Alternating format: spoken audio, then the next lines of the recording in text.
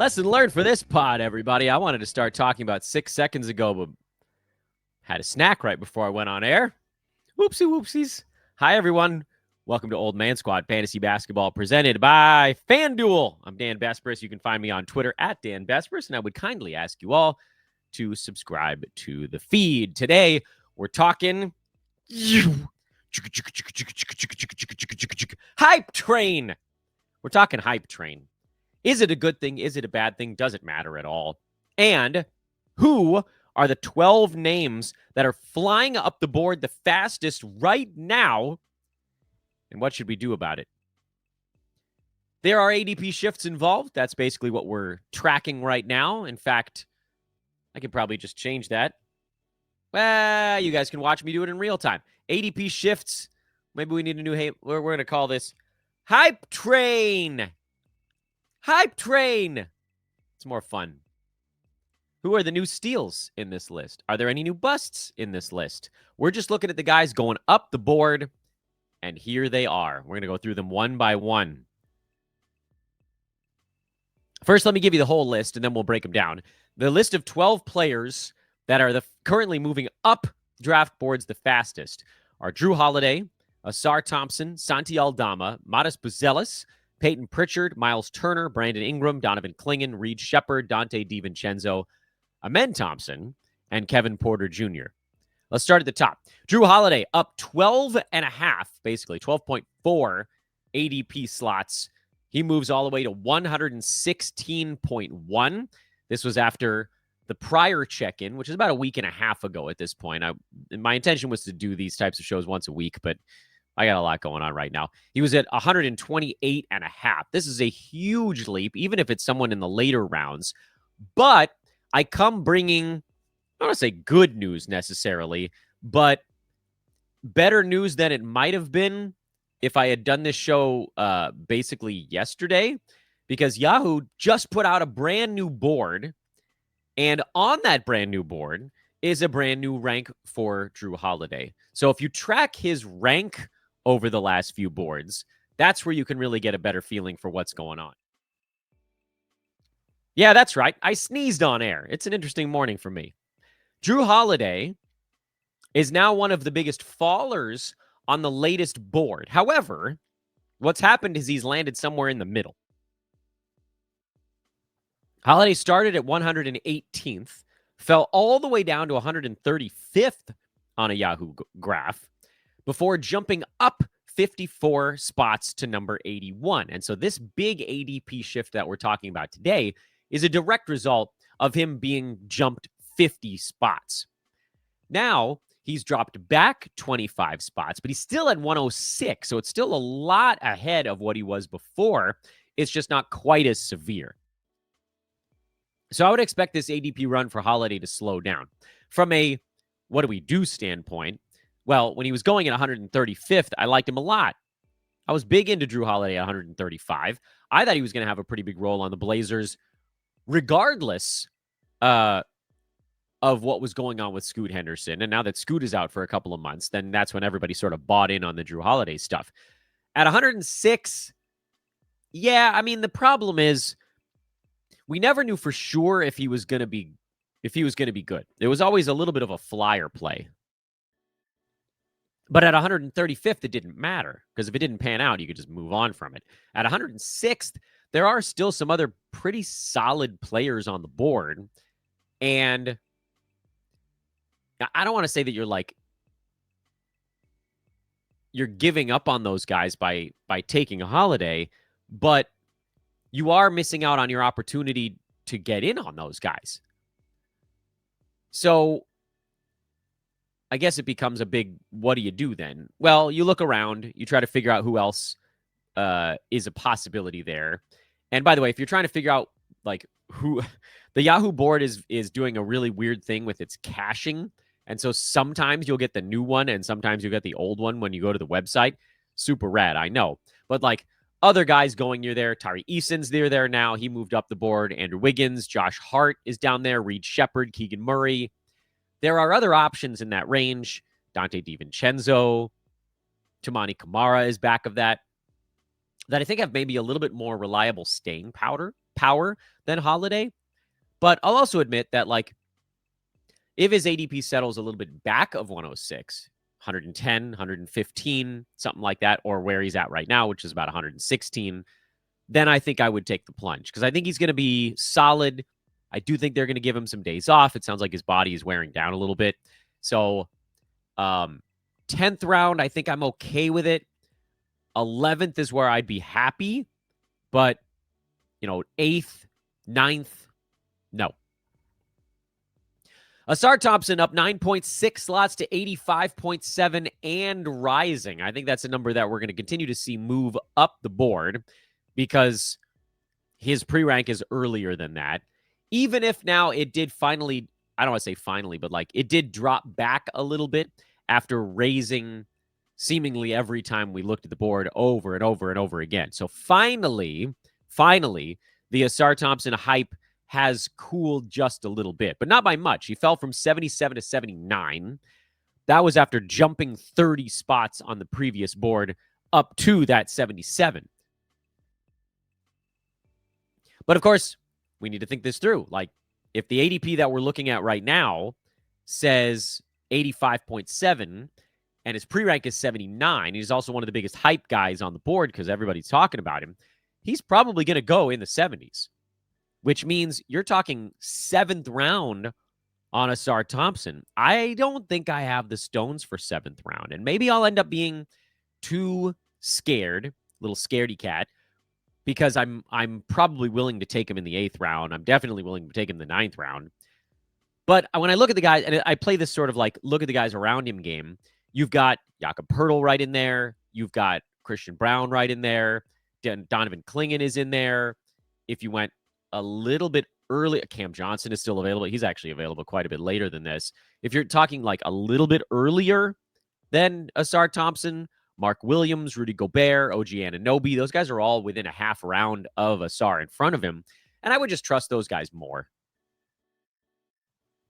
I know that there's a chance that Ausar Thompson gets 28, 29 minutes a game and then rolls top 60, top 50. So that's what you'd be potentially missing out on if you were not willing to take him in the 70s. I'm not an Ausar guy in the 70s. I realize that that's kind of an arbitrary thing to throw out into the mix, but 85 or later is kind of where I'm at with him. Santi Aldama up 8.4. His ADP now is around 110, also rising because his pre-rank is 100. And by the way, I still think he's going to be good, even if you have to take him at 100.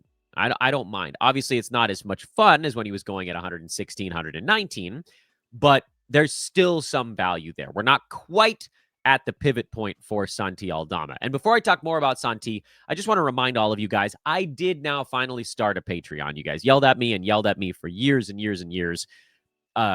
Even when I was back at the old spot, like with an actual company, you guys are like, Dan, I need you to start a Patreon because I like, you do so much for me. I want to do something. So finally I submitted. I'm telling you right now, like in this year, 2025, it's not going to change anything. Like, you could give $1 or not. I said it at the lowest possible number humanly possible, $1. But long term, if that gets up to a decent size membership on the Patreon, then I can basically guarantee that I'll do everything for free forever. So I don't want to say that's what's on the line because we have like probably 3 to 5 years to get there. But it would be obviously super cool if you had $1. Think about it. My thoughts on Santi Aldama are as follows. And those of you that have been following the show for a little bit, you guys know that I'm high on Aldama this season for the first time ever. Because every year prior to right now, I've basically said, yeah, but we always know the other shoe's going to drop because he has these holes in his game that for a long time were both percentages and a coaching staff that didn't really want to use him a ton unless they had to. Well, guess what? It's a new coaching staff and they have no choice. So double win right there. And number 3, he kind of fixed his field goal percent last year, got it up to 48 and change. That'll definitely suffice regardless of how many field goal attempts he gets. And that's the fourth thing. Desmond Bane is gone. JJJ is hurt. Zach Edey is hurt. Brandon Clark is hurt. Aldama's going to have no choice but to take a dozen shots a ball game. And he's very much inside the top 100 in basically 10 and a half probably shots per ball game. And heaven forbid his free throw percent actually gets a little bit better. That's how he can also, I don't want to say rocket up the board, but move up the board kind of double speed. I think we see Aldama get a dozen shots a game this year. I think we see Aldama inside the top 80 pretty reliably throughout the year. I'm sure he'll have hot and cold stretches, but that's why I'm still willing to take him at 100. I think there's a couple rounds of possible value there. And if everything goes great and he does fix his free throw percent and he does earn the trust of the coaching staff and he does get up to 13 shots instead of 12, now you're talking about a guy that could go top 60, maybe even a little bit better than that. So I like Santi, and I still like him at his new ADP and at his new pre-rank. Myles Buzelis up 7.7 to 93.6. His pre-rank, if you're sort of working out both sides of your mouth here, is 84. So it's probably going to go a little bit earlier on Buzelis. And for me, this is now a little bit too early. I thought Buzelis was a fun flyer type when you could make him kind of a first-tier flyer. But now he's unfortunately not that far down the board. Like he's not a flyer anymore. If you have to take a guy in the 7th or 8th round, he's not a flyer. It just doesn't qualify. You have to spend actual legitimate draft capital to get him. And for me, I'd rather take the shot on Ausar around earlier because I think he's got a higher ceiling than Buzelis, because I don't think he's going to shoot 50% again this year. I think that was a little bit of a mirage down the stretch. I don't know exactly how much he's going to do right out of the chute. I like that he has the blocks and the threes. That does tend to help boost value without anything else. But like he's right next to Donovan Clingan on the board. I'd rather have him. I'd rather have Christian Brown a little bit before him. Ausar Thompson, as we just mentioned, is only 5 slots ahead. If you're looking behind him, Cam Johnson, John Collins, these guys are really safe picks. But if those guys are off the board and you're sort of pushed into going into that potential flyer mode, that's when you'd, I think, look at Buzelis. But there's just too many guys around him on the board that I like more, that I don't think I'm going to end up with him at his pre-rank in the 80s. If he does actually fall into the 90s, if the ADP here is accurate, which I don't think it is, I think the fact that we're seeing it moving that fast means that it's just going to keep going. So I would treat Buzelis as a guy you're going to have to take in the 80s if you want him, and I'm not willing to go that high. Payton Pritchard is the 5th hype train we're going to talk about today. He's been a hype train for weeks now, up 6.5 to 72.5. This is the highest he's gone so far, but it's part of a multi-week growth pattern for Pritchard that saw him start at 82.6, and over the span of about 3 weeks, he's jumped 10 slots. So he's just flying up the board, and it makes sense. He's going to be awesome this year. There's kind of no way around it because Jason Tatum and Kristaps Porzingis ain't there, and Anthony Simons ain't taking 35 shots.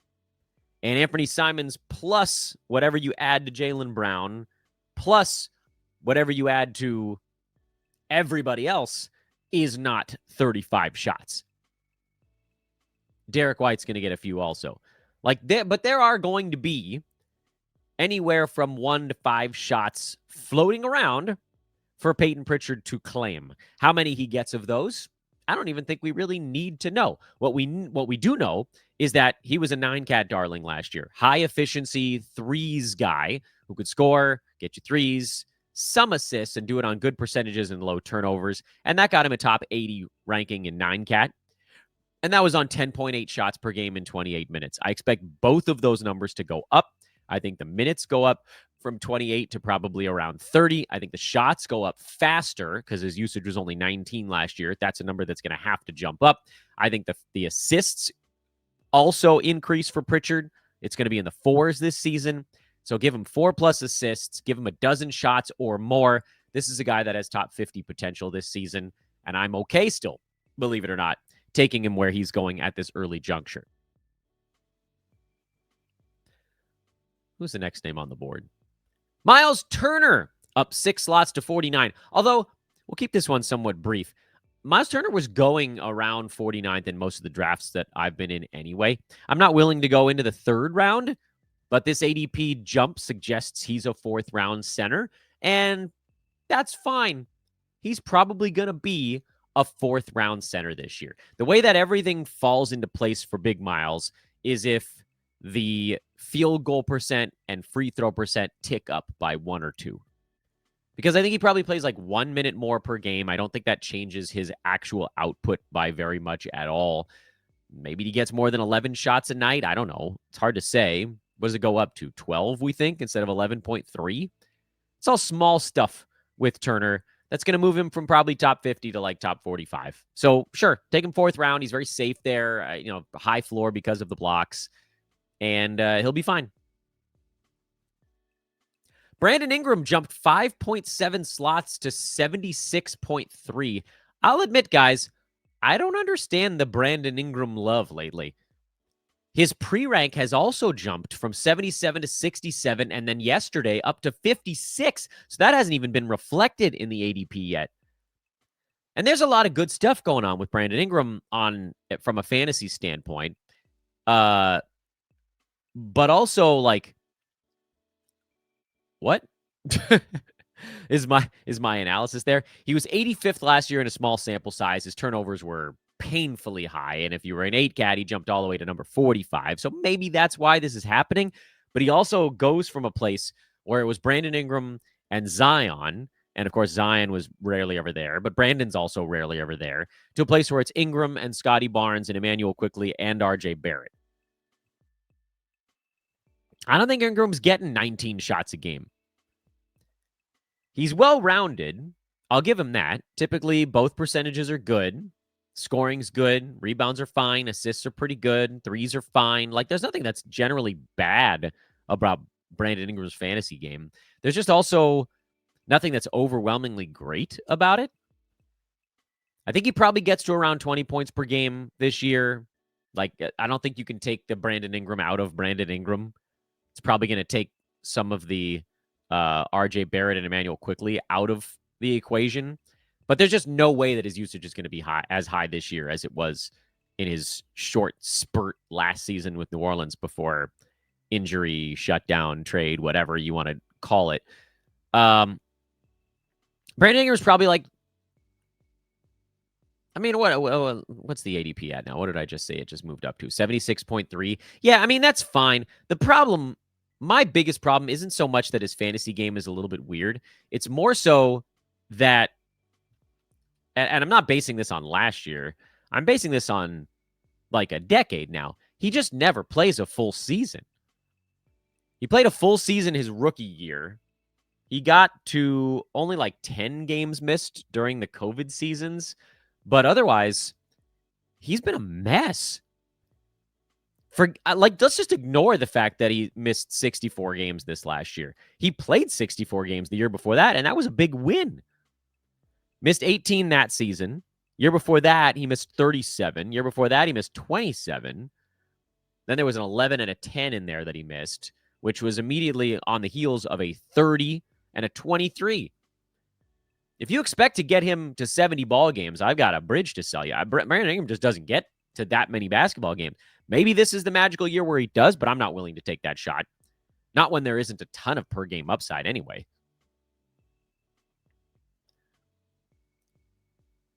That was our 7th hype train guy. Before we get to the 8th hype train child, let me tell you about hype train. The Toronto Raptors season win total over at FanDuel and the FanDuel Sportsbook is 39.5. People think they're going under. I think the Raptors actually win some ball games this year. Getting to 40 is a bit of a tall order, but I would actually lean ever so slightly to the over on Toronto. I think they've got enough talent in that starting lineup to beat a lot of teams. They're going to need to get something out of the rest of those guys. That'll be probably where the season kind of hinges. But I would lean ever so slightly to the over. Donovan Clingan is named number 8 on our hype board. He's up 5.5 slots to 87.2. And I don't think he's going to go a whole lot earlier than that. His pre-rank is kind of leveled off in the mid-80s. He's probably a center that's going to go in the 80s. And I like him there. You can look at the tail end of last season to get a little bit of a feel of what Clingan might be, because over the entire year he was number 160, but that doesn't really tell the story. Final 2 months, In 25 minutes, he was number 107. Final 1 month, and this is sort of like tracking as other guys got shut down and Clingan got to do more. He played 27 minutes a game, and he was number 77. Final 3 weeks of the year, he played 28 minutes, and he was number 61.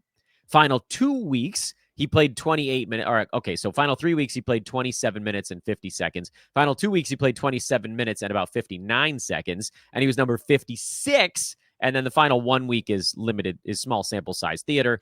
But the real key here is with Clingan, you're getting some steals, good blocks, big rebounds, and probably an improved offensive game just from getting more time at the NBA level. He's not a good foul shooter. That is going to hurt you.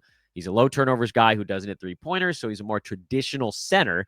But getting those defensive stats and big rebounds on a team that is going to rely on him a little bit more this year, I think is a win. I would take Donovan Clingan as early as 75. I think there's actually room for him to beat that, believe it or not. But it seems like in a lot of drafts, you can still get him in the 80s, and I think he's a pretty safe center to take there with a little bit of fun attached to his name. Number 9 on our hype train analysis board is Reed Sheppard, who moves up 4.8 slots to 123.5. But this one doesn't really tell you the whole story because he was like basically a non-factor in ADP up until the Freddie VanVleet injury took place. And so his number just keeps jumping. And on top of everything else, Yahoo, again, finally put his number in there. Like they were going a little passive. So they had Sheppard at around 150 when Freddie got hurt. They jumped him up to 122. And then yesterday they bumped him up to 108. So I'll tell you right now, and we'll just sort of like get ahead of things here on the Reed Sheppard stuff. If you could still get him in the 120s, I think that's a great shot to do it because I have him classified as a flyer type. He's in my tier 2 of flyers, which is still good. Don't worry about the numbering. I have like 4 or 5 guys in tier 1, 5, 6 guys in tier 2. I've just separated them into buckets based on what the flyers I think have in terms of downside or upside. The problem is now if he really does go as high as they just shifted him before because I wanted to do this show and then they changed their board. So I think it's a responsible thing for me to let you guys know that things are still on the move and I think he's going to go earlier. If you got to take Sheppard before the safe dudes are off the board, I'm not doing it. Because there's no guarantee that he's good enough to play big minutes in Ime Udoka's rotation. He's going to go for maximum toughness. Now, if Sheppard can go max toughness, then this is a pick that works out because we know his percentages are insanely good. His game is going to translate to fantasy. We know that about him. It's going to come down to opportunity. Can he push his way in front of some of the bigger wings with enough defense to offset or enough defense to complement what we know is better offense than some of those other guys? That's why I have him in tier 2. But I feel like at that 100 whatever range that we were just talking about, where is he? 108. You might still be in the your tier 1 flyers, depending on how competitive your league is. I'm having trouble talking today, but you guys are very nice to bear with me. This show is brought to you by Fantrax. Check them out today. Use the link in the show description, and I will tip my cap to you. It doesn't cost you a cent. Signing up for Fantrax is completely free. So literally, this takes none of your actual financial stuff. You don't even actually have to play there. I just want you to sign up and look around because I think ultimately you will play there. And if next year, if we have more time to host some listener leagues, we'll kind of force you to play there because that's where they're going to be hosted and that's where they've been hosted in the past. Just ran out of time this season. Fantrax.com/oldmansquad is the place to do it. I forgot to mention earlier, the Patreon is also Old Man Squad. Most of the things you can find are Old Man Squad other than my Twitter handle, which is just my name. So check out that Fantrax.com/oldmansquad, Patreon Old Man Squad. That one actually does cost $1. Or you can be a free Patreon sub, which also entitles you to nothing at all. Hype train man number 10 is Donte DiVincenzo, but the good news there is that his ADP is still really, really late, and his pre-rank is not going any earlier. He got his big bump about 2 weeks ago, jumped him from 142 to 111 on the rank board, and that's why his ADP has been sliding earlier. But his rank just dropped back to 116. So it fell 5 slots. And so that's going to slow down whatever progression you might get on the actual ADP situation. So I think Donte DiVincenzo is probably going to continue to go in the 10th round. And I like him there. I'll admit, I was kind of late to the Donte party, but I'm at the party now. I think the removal of Nickeil Alexander-Walker is a bigger deal than the ascension of any of the young guys on Minnesota, Rob Dillingham probably being the biggest threat to whatever Donte might do this year. So DiVincenzo last year was number 122 in about 26 minutes per ball game, meaning that's not really an everyday starter. And down the stretch, he wasn't any better than that. But down the stretch, the Wolves were healthy, and Alexander Walker was playing 26 minutes a game. He was actually getting more playing time than Donte. Mike Conley played 25 minutes a game down the stretch. I don't know if he's even going to get to that mark this year.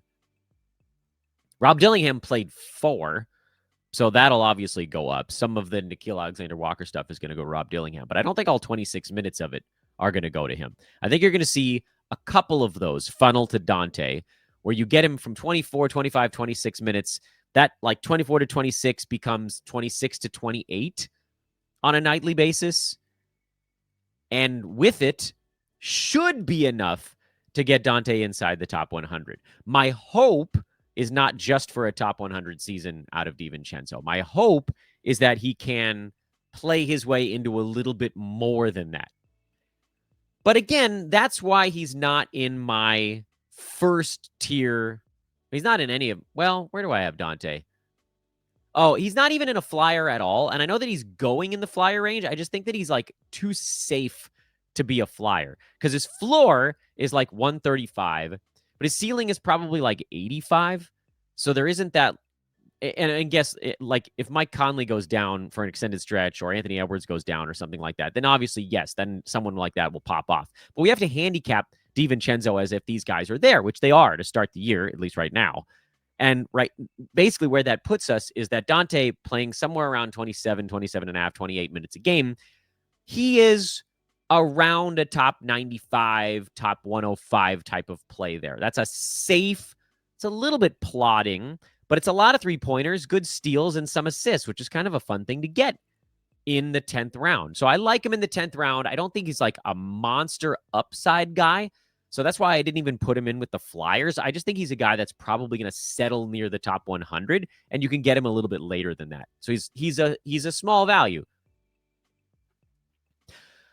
Amen Thompson. He only moved 4.5 spots, but that's hard to do when your ADP was 30 and now it's 25 and rising, for Pete's sake. And he's even earlier on the latest Yahoo board. It's crazy, by the way, how fast he's moving up boards. His ADP, luckily, is kind of slowing down a little bit. Like he's going to go in the 2nd round by the time it settles. He's still, again, as we're showing you right now, he's still early, very early, 3rd round at about 25. Before that thing is done moving, it's probably going to settle somewhere near like the 18 to 23 range, somewhere in there. And that's fine. That's where he belongs. I don't think he's going any higher than that. But the beauty of Amen Thompson, and we talked about him enough on this show, so we don't have to spend more than a minute or two on him. And I was hoping to get this one done in about a half hour, so we're pretty close to on time from that perspective. The beauty of Amen Thompson is you might think that in 9-cat, he only gets up to like 3rd round value. Let's say he's like number 30 in 9-cat this year, which, by the way, like, it's hard to envision him doing that much more than last year, but maybe we see the assists tick up a little bit. I don't know if the scoring is going to tick up a ton, but down the stretch last year, he was playing 33 minutes a game, and he was number 33. That feels pretty repeatable. Van Vliet was hurt for some of that stretch. A lot of guys were actually kind of in and out of the Houston lineup, and he was over 5 assists a game. 15, 8.5, and 5 with 2.7 defensive stats feels like a pretty damn good target for Amen Thompson. And with the weak free throw number, good field goal, And his turnovers are actually really low during that span. I don't know if those are going to hold quite so low. That made him a third rounder. But as I was saying a minute ago, the beauty of Amen Thompson is his fantasy game is built on the shoulders of 5 very good categories and 2 or 3 kind of bad ones. It's that sort of polarizing thing that you don't usually get with this assortment of categories. Usually, if you're going to get someone who's sort of a polarized positive, negative fantasy type of guy, you're going to get someone like a Trae Young, who's terrible at all the big man stuff. Or Walker Kessler, who's terrible at all the little man stuff. Meanwhile, Amen Thompson is a bad free throw shooter, bad three-point guy, which makes him seem like a big man. But he's also not much of a... but he's also very good at assists and steals, which doesn't have a big man appeal.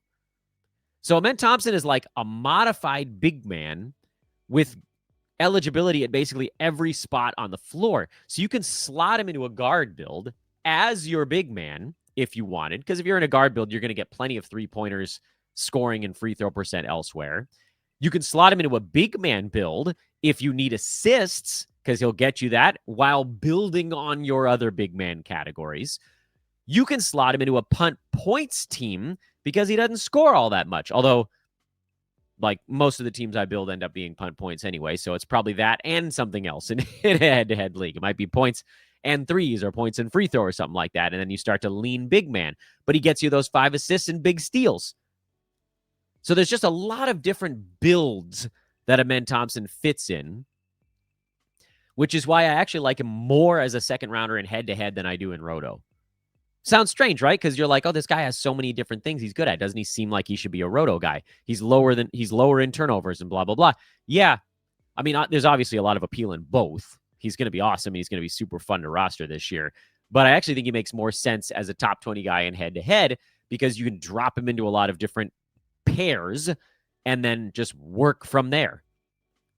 I know my dude Kingy loves to drop him in the Anthony Davis build, and then you're like, oh, great. So I got my guard that gives me big man stats. If you're going hard big man, getting guards that give you big man stats is a really nice way to round it out because steals is a thing you can shore up. If you're going big man, you need to pick one more category to be good at besides boards, blocks, field goal percent, and turnovers. There has to be a 5th, and the 5th is usually steals. But Amen Thompson actually gives you a shot in steals and assists. Maybe you can be competitive in assists and win it some of the time, so it's not a 5-4 win every week. Whatever. We've talked about Amen Thompson enough over the last 2.5 months. We don't need to do more than 5 minutes on him today. Kevin Porter Jr. is the last hype train man on the menu, and I want to tell you about the HOF app before I tell you about Kevin. The HOF app is what smart bettors use to get their data. HOF hands you powerful analytics at your fingertips to tilt the odds in your favor. Here's the thing. So, like, this was created by Ivy Leaguers. The Brainiacs have put all their time and resources into this app. It can do all kinds of things. It has over 1 million users already. It's rated 4.9 out of 5 stars on the Apple Store and all this good stuff. So, like, you know it's good. People that use it love it. You don't need to understand math, analytics, or stats to use the app.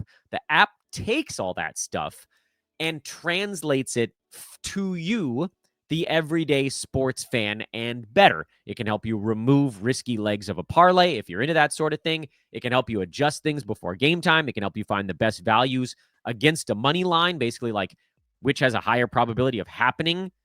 The money line suggests it's a probability of 60%, but all my stats here on HOF says it's about 72%. So, like, if you can find these gaps and you bet into those, that's how you can be a long-term winner. And right now, our listeners here on Old Man Squad Fantasy Basketball get a 7-day free trial of the HOF app using promo code SQUAD. If you like the free trial, let it ride. And that same code SQUAD will get you 50% off your first month. Go to HOF. Oh my God, I can't do that part. Go to the HOF app on a mobile device. Get it from Android, iOS, whatever. Get it from the Apple Store.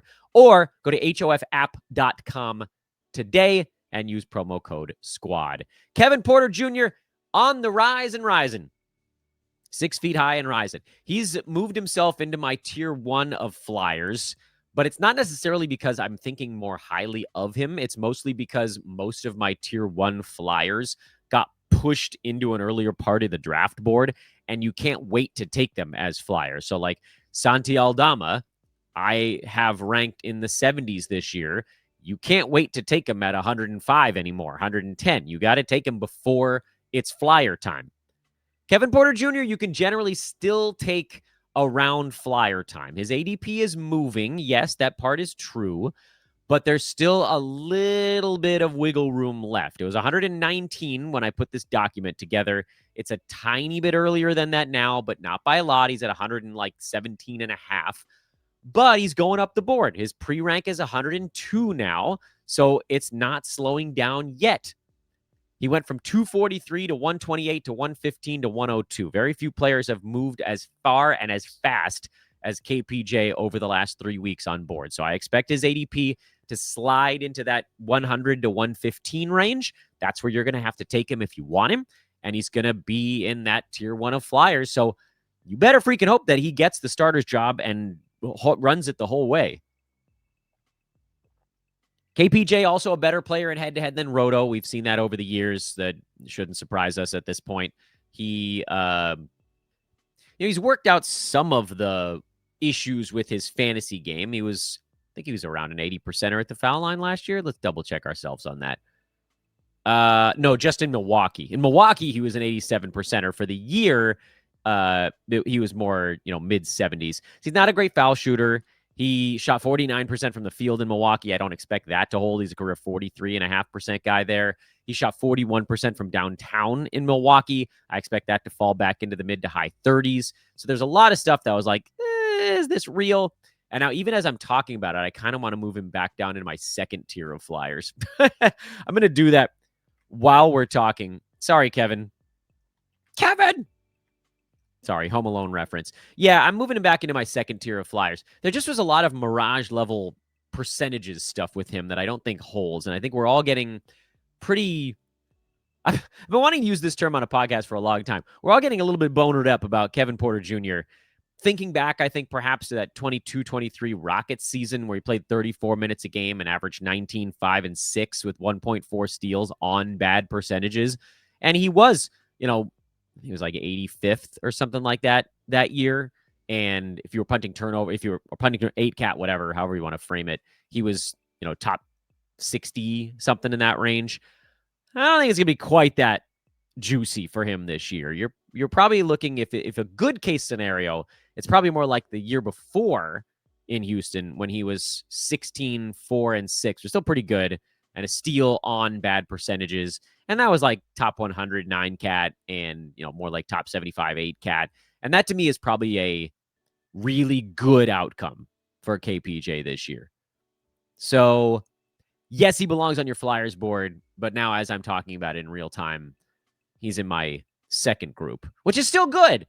I want it to sound like he's getting bumped off the board altogether. It's still good. Like my first tier of Flyers only has 4 names in it now. And then you're debating between, safe top 105, 110 guys, or take the next chunk of Flyers. So that's still solid. And these guys are all still going like before the 9th, 10th round is over. But I just wanted to shift him down a little bit so you guys knew how I feel about someone like Atari Eason instead. Meaning I'd rather. But everybody wants assists and everybody wants scoring. So you guys can ignore me on this one, and that's okay too. And those are your 12 hype trainers. I know I only made 1 slide for today's show. That's pretty lame of me, but you know what? I'm recording on a weekend, so I'm doing the best I can. Thanks for watching, everybody. I'm Dan Besbris. I appreciate you guys. Please subscribe on your way out. If you want to keep everything free forever and ever and ever, you got plenty of months, years possibly to think on this, but check out the Patreon. It's just $1. I love you forever on that one. Follow me on Twitter at Dan Besbris.